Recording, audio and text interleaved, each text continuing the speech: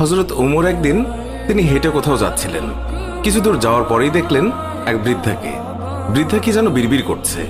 হযরত ওমর তার কাছে গেলেন, তার খোঁজ খবর নিলেন, জিজ্ঞাসা করলেন, আচ্ছা বুড়িমা, খলিফা ওমর সম্পর্কে তোমার ধারণা কি? বুড়ি হযরত ওমরকে আগে কখনো দেখেনি, তাই তাকে সে চিনতে পারেনি। বুড়ি হযরত ওমরের কথা শুনে কিছুটা বিরক্ত হলো, বলল, ওমর টোমর দিয়ে আমি কি করব?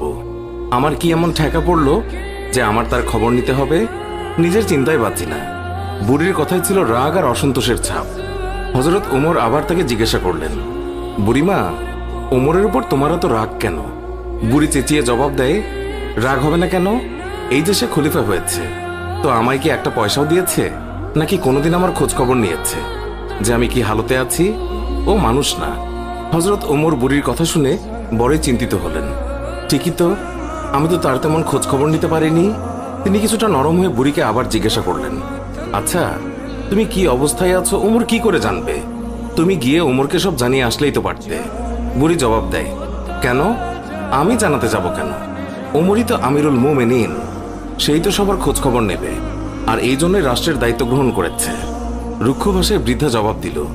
হযরত ওমর শান্তভাবে আবারও বললেন, আচ্ছা, ওমর খলিফা হওয়ার পর তুমি যে কষ্ট পেয়েছ, সেই কষ্টের বিনিময়ে তুমি কত টাকা পেলে ওমরকে মাফ করে দেবে? বৃদ্ধার সাথে এইসব কথা চলছে।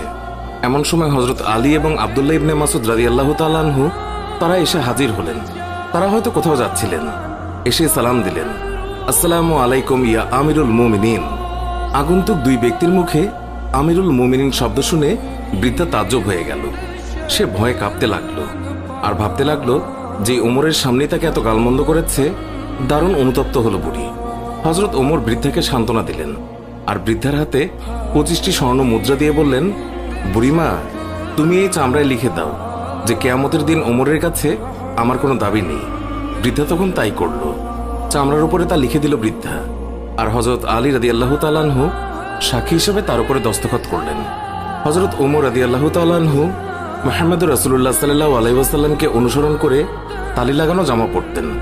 যখন তিনি মুসলমানদের প্রাণকেন্দ্র বায়তুল মুকাদ্দাস জয় করার জন্য বের হচ্ছিলেন, সেই সময় তার পরিহিত জামায় 17টি তালি লাগানো ছিল। যখন তিনি তালিযুক্ত জামা পরিহিত অবস্থায় জেরুজালেমের উদ্দেশ্যে রওনা হয়েছিলেন, সাহাবাদের মধ্যে থেকে কেউ একজন হযরত আলী রাদিয়াল্লাহু তাআলা আনহুকে বললেন, ইয়া আলী, হযরত ওমর রাদিয়াল্লাহু তাআলা আনহুকে বলুন অন্তত আজকের দিনে তালিযুক্ত কাপড় খুলে একটু ভালো কাপড় পরিধান করার জন্য, কারণ তিনি ইহুদি খ্রিস্টানদের দেশে যাচ্ছেন।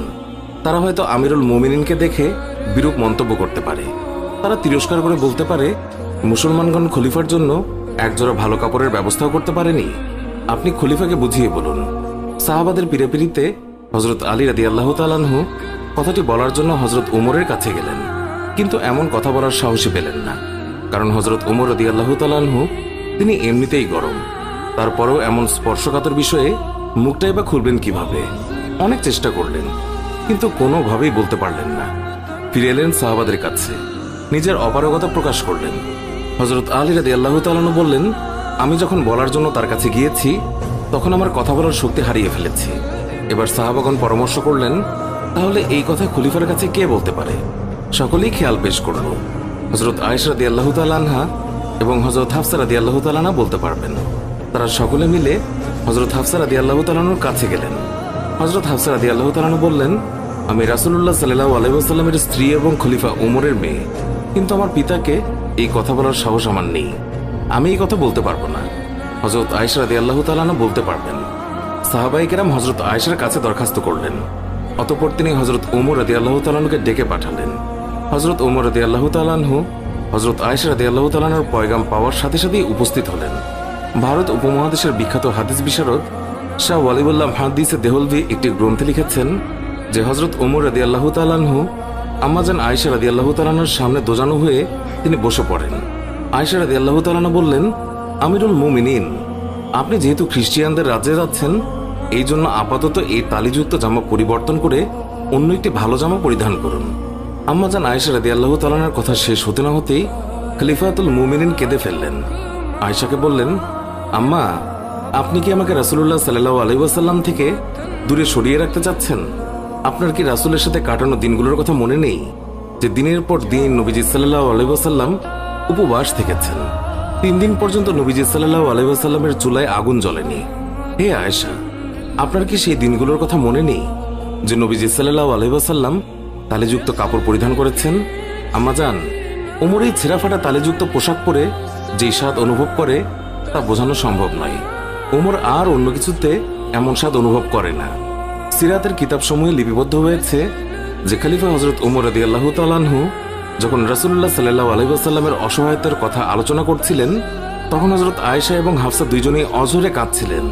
অতঃপর খলিফাতুল মুমিনিন হযরত ওমর রাদিয়াল্লাহু তাআলা আনহু তালিযুক্ত কাপড় পরিধান করেই মুসলমানদের প্রাণকেন্দ্র বাইতুল মুকাদ্দাস বিজয় করার জন্য বের হলেন। হযরত ওমর রাদিয়াল্লাহু তাআলা আনহু তিনি যখন জেরুজালেম শহরে প্রবেশের দ্বারপ্রান্তে 22 লক্ষ বর্গমাইলের বিশাল সাম্রাজ্যের খলিফার হাতে উটের রশি, উটের ওপর বসে আছে ভৃত্য, মুসলিম বাহিনীর সেনাপতি আবু উবাইদা ইবনুল জাররা রাদিয়াল্লাহু তাআলা লক্ষ্য করলেন খলিফার গায়ে অতি সাধারণ 17টি তালিযুক্ত জামা। উটের রশি ধরে টানছেন মুসলিম বিশ্বের খলিফা, আর ভৃত্য বসে আছে সেই উটের উপর। এটা দেখে রোমানরা কি মনে করবে? এইসব ভেবে তিনি বললেন, হে আমিরুল মুমিনিন, আমরা এমন এক জায়গায় আছি যেখানকার লোকেরা চাকচিক্য পছন্দ করে, মানুষের বাহ্যিক সৌন্দর্য দেখে মানুষের মর্যাদার বিচার করে। তাই আপনি যদি একটু ভালো পোশাক পরতেন তাহলে তা কতই না উত্তম হতো। হযরত ওমর রাদিয়াল্লাহু তাআলা আনহু আবু উবাইদা ইবনুল জাররার কথায় রেগে গেলেন, তার বুকে আঘাত করলেন আর বললেন, আমি তোমার পক্ষ থেকে এই কথাগুলো আশা করিনি। হযরত ওমর রাদিয়াল্লাহু তাআলা আনহু বললেন, আমি হচ্ছি সেই জাতি যাদের মহান আল্লাহ ইসলাম দ্বারা সম্মানিত করেছেন। আমরা যদি ইসলাম ছাড়া অন্য কোনো উপায়ে সম্মান খুঁজি তাহলে মহান আল্লাহ তাআলা আমাদের অসম্মানিত করবেন। সুপ্রিয় দর্শক, এই ছিল আমাদের আজকে